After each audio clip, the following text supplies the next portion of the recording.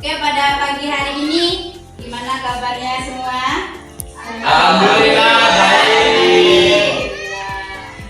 Baiklah, sebelum kita masuki materi kita pada hari ini, alangkah baiknya kita berdoa terlebih dahulu. Untuk ketua kelas silakan pimpin doanya.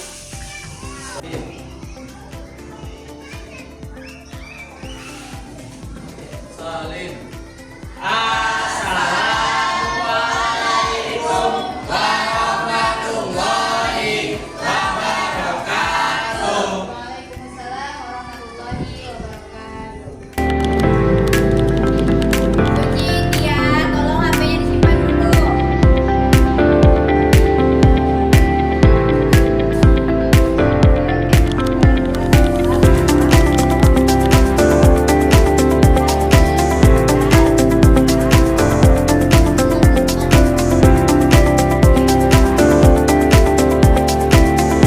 Kita akan memasuki materi kita pada hari ini. Sebelum itu, saya ingin bertanya, materi kita minggu lalu, ada yang masih ingat kita akan membahas apa minggu lalu? Tentang faktor-faktor penyebab mundurnya Bani Umayyah di Damaskus dan faktor-faktor pemicu munculnya pemberontakan. Oke, betul sekali. Kita minggu lalu membahas tentang faktor penyebab mundurnya dinasti Bani Umayyah dan faktor pemicu munculnya pemberontakan. Nah, siapa yang tahu apa saja sih faktor-faktor yang termasuk di dalam faktor itu? Ada faktor internal, faktor eksternal, perebutan kekuasaan, dendam, serta harta kekayaan yang melimpah. Oke, alhamdulillah berarti semuanya sudah paham tentang materi kita minggu lalu. Oke, pada minggu ini kita akan membahas materi baru, yaitu tentang kelebihan dan kekurangan dinasti Bani Umayyah serta proses runtuhnya dinasti Bani Umayyah itu.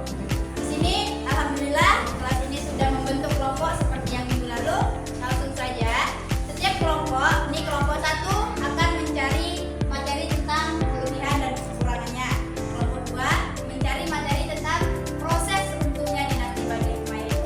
Saya kasih waktu 5 menit untuk kalian berdiskusi. Oke, silakan.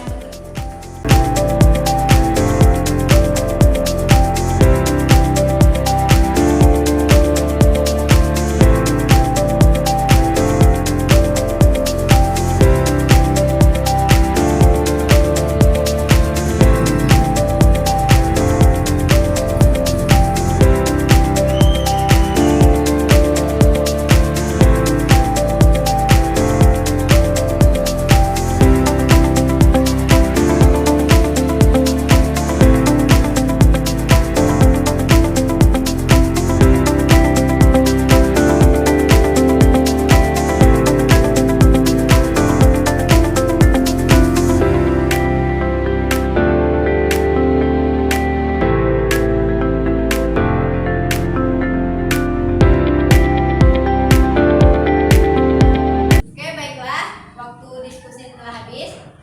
Selanjutnya, perwakilan dari setiap kelompok untuk menyampaikan apa yang telah didiskusikan kelompoknya masing-masing. Oke, kita mulai dari kelompok satu. Sudah selesai? Sudah. Ayo. Saya dari kelompok 1 ingin mempresentasikan hasil diskusi kami tentang kelebihan dan kekurangan dinasti Bani Umayyah. Oke, di sini kelebihannya pengembangan Bani dan arsitektur, misalnya Masjid Umayyah, militer seperti besar, wilayah Islam sangat luas, mencapai Spanyol di barat hingga India di timur.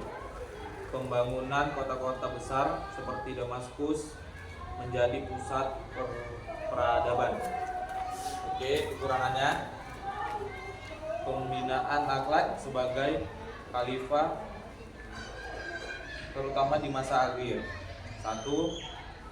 Kesenjangan antar penguasa dan rakyat terutama non-Arab. Yang kedua, konflik suku dan keluarga yang tidak pernah selesai.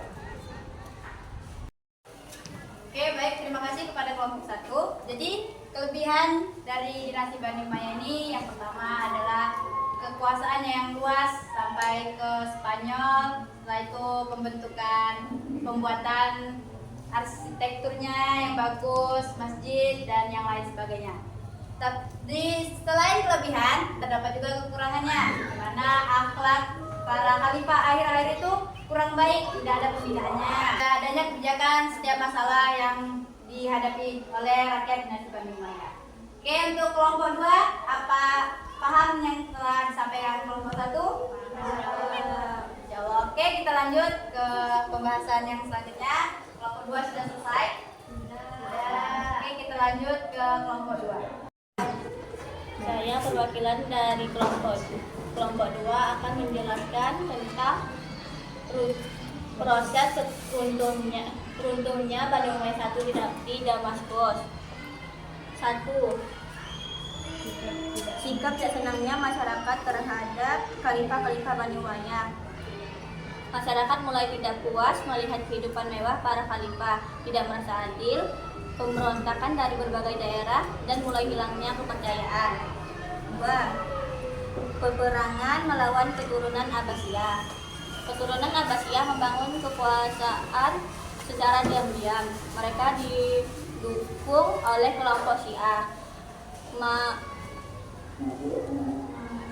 Mawali dan orang-orang kecewa terhadap Umayyah. Pada tahun 750 Masehi terjadi perang zat antara pasukan Umayyah dan Abbasiyah.